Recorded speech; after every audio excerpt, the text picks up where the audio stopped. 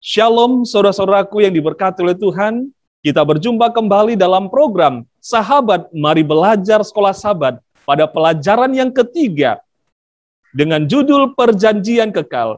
Kita masuk kepada pelajaran hari Minggu 10 Oktober dengan subjudulnya Perjanjian dan Injil. Sebelum kita mulai, mari terlebih dahulu kita berdoa. Bapa di surga, kami mengucap syukur kebaikan-Mu. Kami akan belajar bersama-sama firman-Mu melalui pelajaran Sekolah Sabat pada hari ini. Dalam nama Yesus kami berdoa. Amin. Minggu 10 Oktober 2021, Perjanjian dan Injil.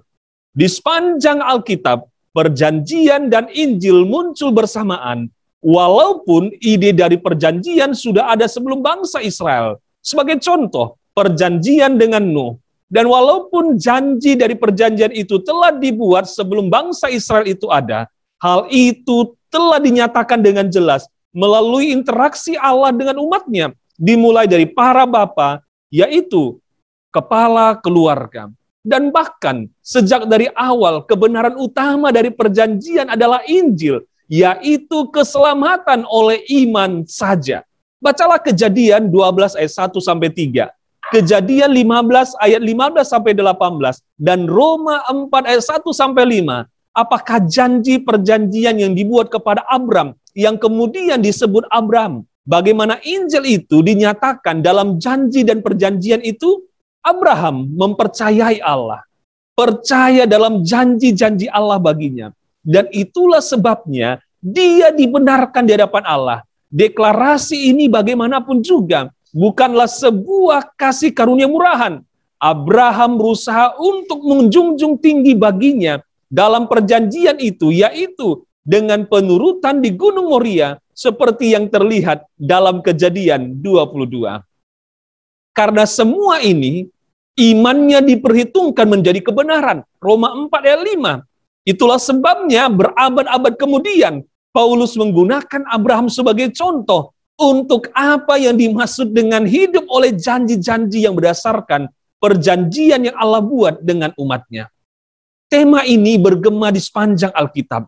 Paulus mengangkat tema ini di kesempatan lain dalam Galatia 3 ayat 6, di mana dia kembali mengutip Kejadian 15 ayat 6, tentang bagaimana iman Abraham diperhitungkan baginya sebagai kebenaran, dan merujuk kembali kepada janji yang pertama kali dibuat kepada Abraham, bagaimana semua bangsa akan diberkati melalui keturunannya, tertulis dalam Galatia 3 ayat 9.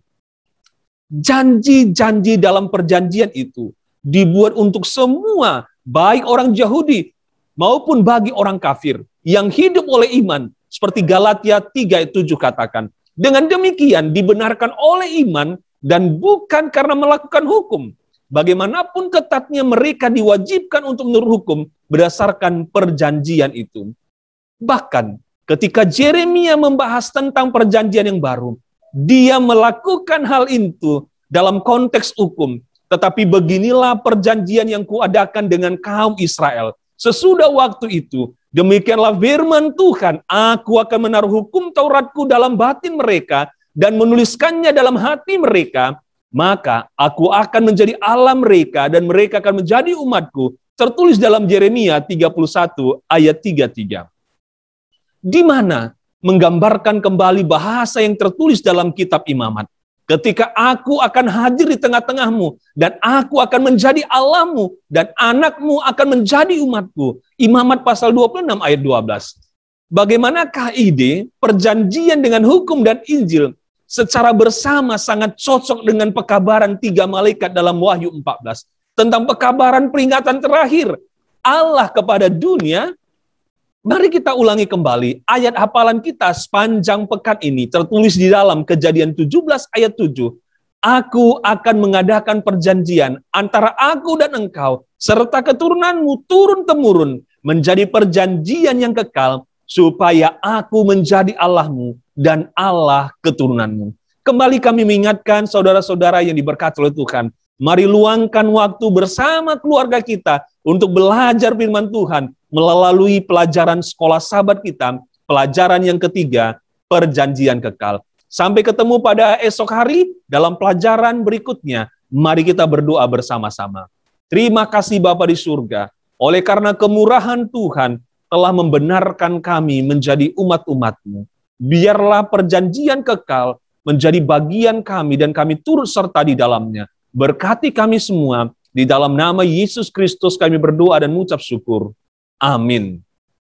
Terima kasih telah bersama-sama dalam program Sahabat, Mari Belajar Sekolah Sahabat. Sampai ketemu pada esok hari, Tuhan Yesus memberkati kita semua. Amin.